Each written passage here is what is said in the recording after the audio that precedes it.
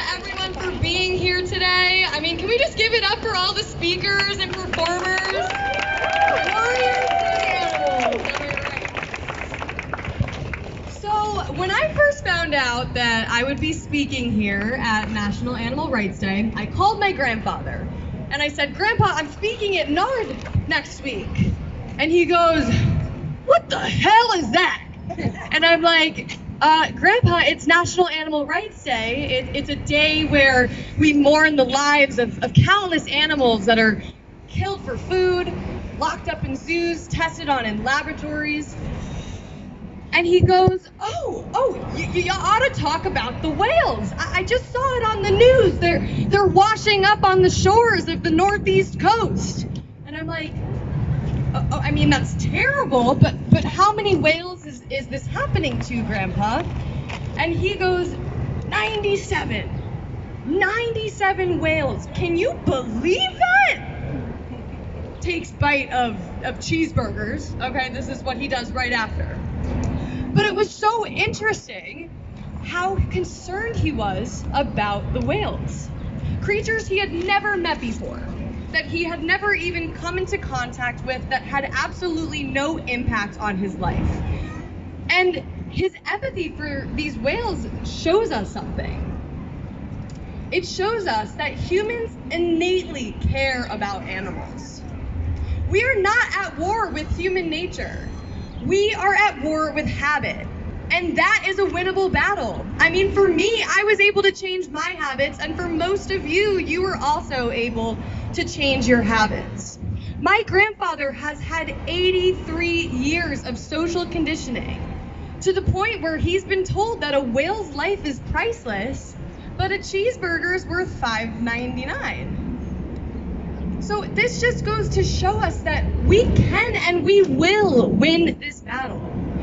And, yeah, give it up for that.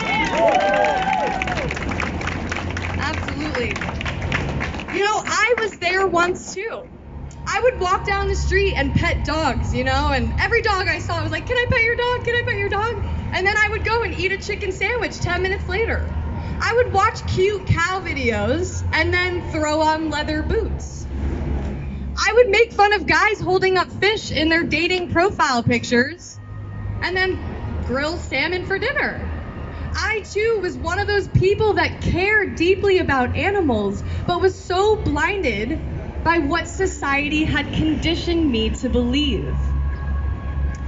And I believe that there is a silver lining in this, because I am disgusted with the actions that I used to partake in.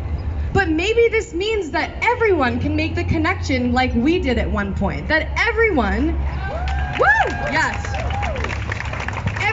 can open their circle and expand their circle of compassion to not only include humans, dogs, and apparently whales, but also include cows, chickens, fish, and all the animals that have the capacity to suffer. Yes, exactly. And the horses. And the horses, everybody that can suffer, right?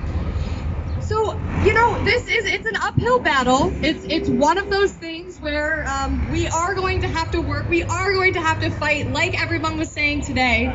But you guys have to remember that this is an awakening. It's a realization that the world that we grew up in isn't perfect. And that business as usual means immense suffering for animals.